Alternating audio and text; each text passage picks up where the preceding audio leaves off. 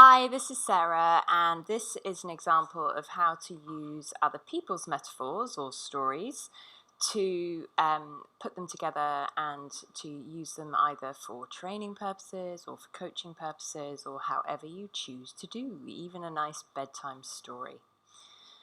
Okay, so here we go. Zeus and Hera were gazing down from the heavens, observing the plight of humankind. Hera was particularly upset by a poor man, burdened down by the weight of his troubles, his hunger, and the demands of his family, whom he could neither feed nor humour. "My lord," she said to Zeus, "be compassionate, send help to that poor man there. See, he is so poor that his sandals are tied together with seaweed." "My love," replied Zeus, "I would gladly help him, but he is not yet ready." "Shame on you," retorted Hera. "It would be the easiest thing in the world for you to cast down on the path in front of him a sack of gold to ease all his worries forever." "Ah, now that is another thing entirely," said the master of the universe. A vivid bolt of lightning, accompanied by a huge crack of thunder, rent the cloudless sky.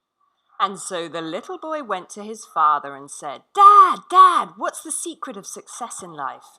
His father said, "Son, that's a very difficult question. I'm not the one to give you an answer. Why don't you ask your mother?" So the little boy went to his mother and said, Mom, what's the secret of success in life?" His mother said, "Son, that's a very difficult question, and I'm not the one to give you an answer. Why don't you wait till the summer holidays and go and see the wise one who lives in the castle?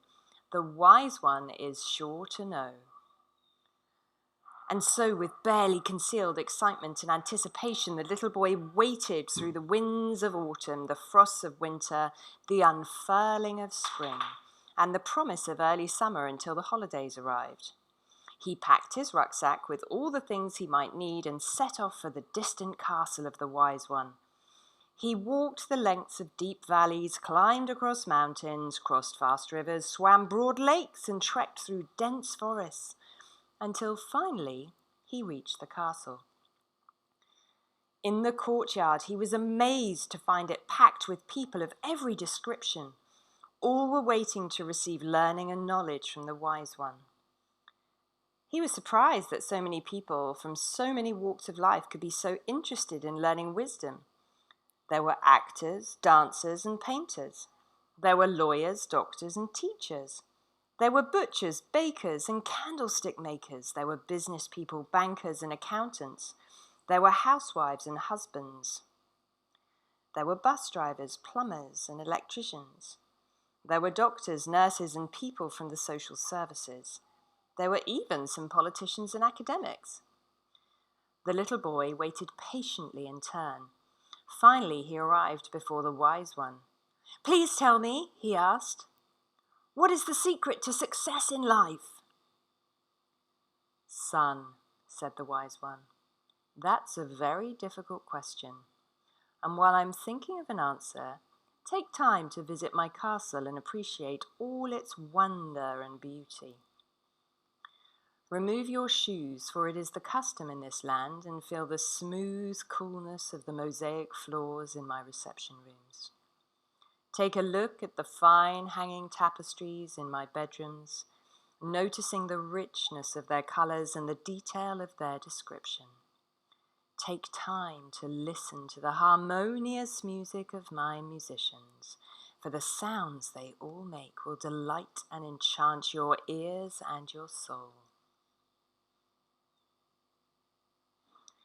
Be sure to visit my kitchens and taste the foods that my chefs produce, for the food they make, whether piquant or sweet, salt or sharp, sour or hot, spicy or subtle, will excite your senses as never before.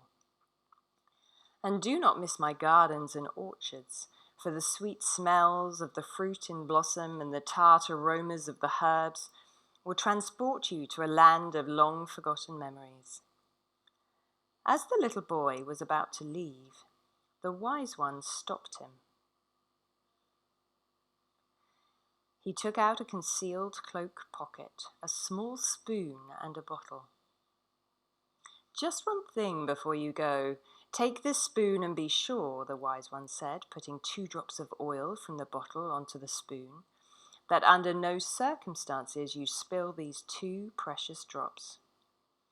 Be back in 2 hours and I will answer your question." Exactly 2 hours later, the little boy returned. The wise one asked, "And did you feel the cool texture of my floors? See the deep richness of my tapestries? Inhale the powerful aromas from my gardens? Taste the delicious fare prepared by my chefs? And hear the sweet sounds of my musicians?" The little boy shook his head and said, No, I did none of these things, but look, I still have the 2 drops of oil on my spoon." The wise one paused for a moment and then said, "My son, never trust anyone whose house you do not know. Go back again. This time take all the time you need to appreciate all there is to be appreciated. This time use the powers of all your senses to notice the richness and glory that is around you. And then return once again, having noticed everything that is remarkable, with the spoon and the 2 drops of oil." And so the little boy revisited the castle, and when he returned 4 hours later, he was ecstatic. His whole body was lithe and fluid. His eyes shone. His gestures were broad and expansive. Full of wonder and amazement, he spoke to the wise one. "Oh, it's so wonderful, all so wonderful. I saw the tapestries and their deep colors and fine details. I heard the rich and mellow strains of the musicians. I tried each and every one of the mouth-watering tastes in the kitchens. I smelled each of all the perfumes in the gardens and orchards, and I felt the cool smoothness of the mosaics on the soles of my feet. Everything here is completely wonderful." "Yes, indeed it is," said the wise one. "It is completely wonderful. But what has become, may I ask, of the drops of oil that were on your spoon?" And of course, in his excitement, the little boy had dropped the precious oil. And the old king was sick and feared death. He summoned his fool to prepare him for a transition to the land which no traveller returns. "What's the difference between heaven and hell?" he demanded. "What can you know of these subtle things?" responded the fool. "All you know is military campaigns, rape, pillage, and the oppression of your subjects. You're too old, stupid, and impotent to know about subtlety." Hearing these words, the king flew into a great rage and summoned his bodyguard to arrest the fool. On the orders of the king, the fool was stripped, whipped, and stretched on the rack. But the fool remained impassive, as if torture was no concern of his. The fool's inner calmness infuriated the king even more, and in his rage he grabbed a broadsword and was just about to cleave the fool from nonce to navel, when a smile in the eyes of the fool stopped him in his tracks. "Now you know what hell is," said the fool, holding steadily in his gaze the eyes of the king. "What? You risked your life to show me that?" said the king incredulously. "You were whipped and tortured to within an inch of your life, and yet you were unmoved. You smiled at me when I was about to introduce your brains to your guts. You had no fear of death?" "Well, that is heaven," said the fool, easily allowing the king to see the secret of success in life. Said the wise one, "Is really very simple. In order to absorb, understand, and use the richness of the world that surrounds you, pay attention through every one of your 5 senses, for each is a priceless gift.